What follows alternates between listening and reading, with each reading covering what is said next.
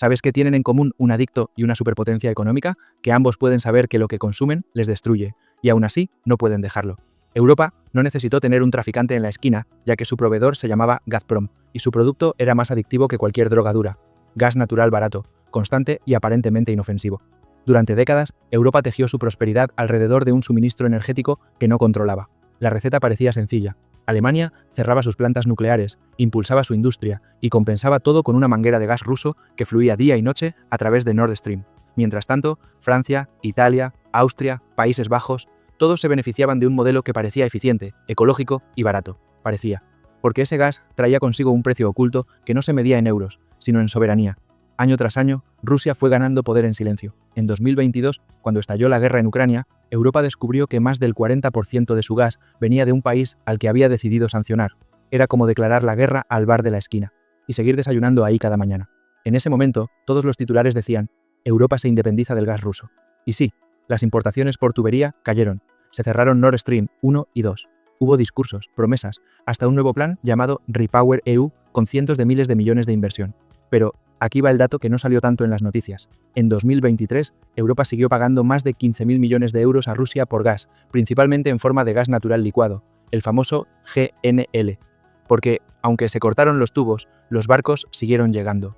Bélgica, España, Francia, los puertos estaban más activos que nunca. El gas ruso seguía calentando hogares europeos, moviendo fábricas, alimentando electricidad. Y aquí viene lo interesante. No fue solo por necesidad, fue por diseño. Durante años, el comportamiento racional de gobiernos y empresas se alineó con un objetivo claro: minimizar costes. El gas ruso no solo era barato, también venía con contratos estables a largo plazo, sin la volatilidad de los mercados internacionales. Desde la lógica económica, tenía sentido. Desde la lógica política, era una bomba de relojería. Muchos gobiernos sabían que había riesgo. Las alertas venían desde 2008, tras la invasión de Georgia, luego, en 2014, con Crimea. Y sin embargo, lejos de reducir la dependencia, se duplicó. Alemania llegó a consumir más del 55% de su gas de Rusia. ¿Por qué? Porque la comodidad es un sesgo poderoso, el sesgo de status quo. En economía del comportamiento lo llamamos anclaje, cuando una opción se vuelve tan habitual que descartamos otras, incluso si sabemos que podría ser peligroso. Y aquí no estamos hablando solo de gobiernos. Grandes compañías como BASF, Volkswagen o Siemens diseñaron toda su estructura de costes en torno al gas ruso. Lo usaban para energía, para procesos industriales, para mantener precios competitivos frente a China. En resumen, su rentabilidad dependía de mantener abierta esa vena energética con Moscú. Cerrar ese grifo no era solo una decisión geopolítica, era un acto de autoestrangulamiento económico. Así que cuando llegó la guerra, Europa hizo lo que haría cualquier adicto con recursos: buscar sustitutos. Pero antes de eso, trató de seguir consumiendo un poco más, bajo nuevas formas. El GNL ruso, más caro y menos eficiente, se convirtió en la nueva vía de entrada. Los puertos europeos empezaron a recibir más cargamentos que nunca. Solo en 2023, el 20% del GNL ruso acabó en la Unión Europea.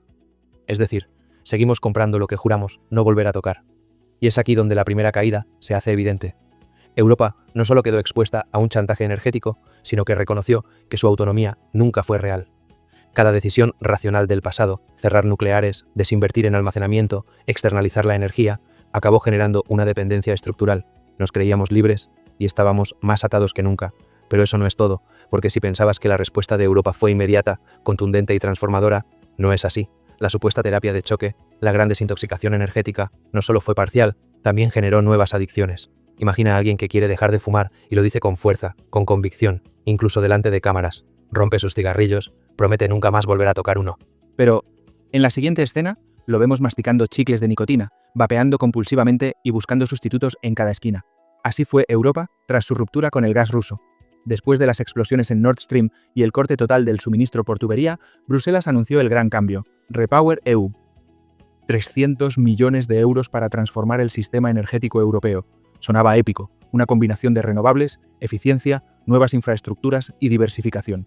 Pero en la práctica fue otra historia, porque desengancharse no era tan sencillo como cerrar una llave. Había industrias que necesitaban gas para funcionar, hogares que usaban calefacción a gas, plantas eléctricas que no podían simplemente apagarse. Así que mientras se hablaba de independencia energética, Europa salió desesperada a buscar gas por el mundo. Qatar, Argelia, Nigeria, Estados Unidos. Y sí, también Rusia, pero ahora en barco. Se firmaron contratos millonarios. Alemania, por ejemplo, pagó más de 20.000 millones de euros a Estados Unidos en solo un año por gas natural licuado. Se construyeron terminales flotantes en tiempo récord. Países como Países Bajos y Francia duplicaron su capacidad de importación. Parecía un milagro logístico, pero había un detalle: el gas estadounidense no era barato, no al menos como el ruso, y tampoco venía sin condiciones, porque aquí es donde aparece la segunda adicción: el precio. Para asegurarse gas disponible, Europa firmó contratos a largo plazo a precios muy altos. El precio spot en 2022 llegó a superar los 300 euros por megavatio hora, 10 veces más que el promedio histórico. La industria europea tembló. Muchas fábricas simplemente no pudieron seguir operando. BASF anunció recortes. Empresas del acero y del vidrio cerraron temporalmente y otras se fueron. Estados Unidos empezó a parecer un lugar más atractivo para producir. Y eso sin contar el impacto en los hogares. El precio de la calefacción subió, el de la electricidad se disparó y muchos gobiernos tuvieron que gastar miles de millones en subsidios para evitar un colapso social. En total, solo en 2023, los países europeos gastaron más de 700.000 millones de euros en medidas para contener la crisis energética, una cifra más alta que el rescate financiero de la crisis de 2008. Y todo para seguir usando gas. Ahora bien, Europa también impulsó las renovables. Eso es cierto. Se instalaron récords de paneles solares, se aceleraron proyectos eólicos y se invirtió en hidrógeno verde. Pero aquí viene otra paradoja. En países como Alemania o España, la expansión renovable no fue suficiente para compensar la demanda invernal. ¿Solución? Usar más carbón. Sí, carbón. La fuente de energía más contaminante, que creíamos desterrada. Las emisiones de dióxido de carbono volvieron a subir. Todo en nombre de una transición, que a veces parecía retroceso. Y es que, en economía conductual, hay un sesgo que explica esto. El sesgo del sustituto imperfecto.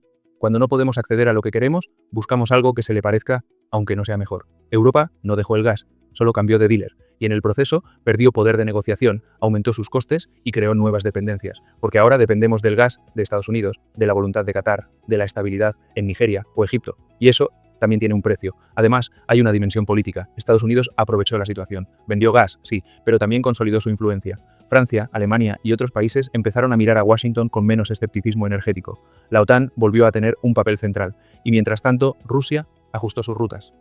Enviaron más gas a China, a India, a Turquía. Se reconfiguró el mapa del poder energético. Pero Europa quedó en medio.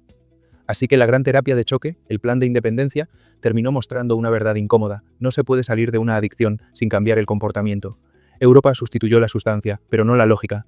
Seguimos consumiendo gas, solo que ahora a precios más altos, con más incertidumbre y con nuevos amos del suministro. Y aquí es donde la historia da un giro, porque lo que parecía una crisis coyuntural reveló una verdad estructural. La verdadera solución no era solo cambiar de proveedor, era replantear por completo cómo consumimos energía, cómo estructuramos nuestra economía y cómo decidimos nuestras alianzas. Porque si no, dentro de 5 años podríamos estar hablando de otra crisis, no con Rusia tal vez, pero sí con otro proveedor, con otro precio, con otra amenaza.